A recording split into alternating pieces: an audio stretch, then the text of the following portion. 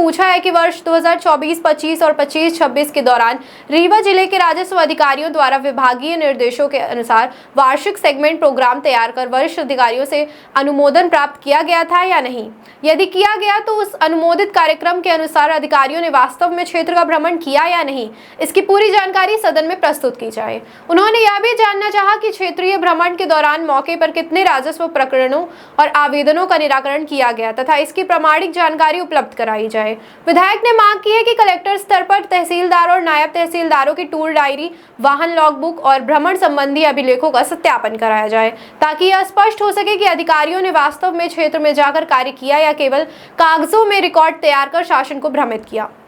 ध्यान आकर्षण में यह भी सवाल उठाया गया कि कहीं ऐसा तो नहीं कि सेगमेंट प्रोग्राम और टूर डायरी केवल औपचारिकता बनकर रह गए हों और सरकारी वाहनों तथा ईंधन का उपयोग निजी कार्यों में किया गया हो। यदि ऐसा हुआ तो यह न केवल सरकारी धन का दुरुपयोग है बल्कि शासन को आर्थिक क्षति पहुंचाने का भी मामला है। विधायक अभय मिश्रा ने यह भी कहा कि यदि अधिकारी निर्धारित कार्यक्रम के अनुसार गाँव में पहुंचकर समस्याओं का समाधान करते तो बड़ी संख्या में लोग अपनी शिकायतें लेकर जिला कलेक्टर कार्यालय की जन सुनवाई में नहीं पहुंचते। उन्होंने बताया कि हाल ही महीने में जन सुनवाई में 8000 से अधिक आवेदन प्राप्त हुए, जिससे स्पष्ट होता है कि जमीनी स्तर पर समस्याओं का समय पर समाधान नहीं हो पा रहा। उन्होंने मांग की है कि पूरे मामले की उच्च स्तरीय समिति से निष्पक्ष जांच कराई जाए और यदि किसी अधिकारी द्वारा कूटरचित तरीके से टूर डायरी, वाहन लॉगबुक या बिल वाउचर तैयार कर सरकारी राशि का दुरुपयोग किया गया है तो उसके विरुद्ध कठोर कार्यवाही की जाए। यह मुद्दा केवल रीवा जिले तक सीमित नहीं है बल्कि पूरे मध्य प्रदेश की प्रशासनिक कार्यप्रणाली से जुड़ा हुआ है। यदि इस सवाल पर सरकार गंभीरता से जवाब देती है और निष्पक्ष जांच कर कार्यवाही होती है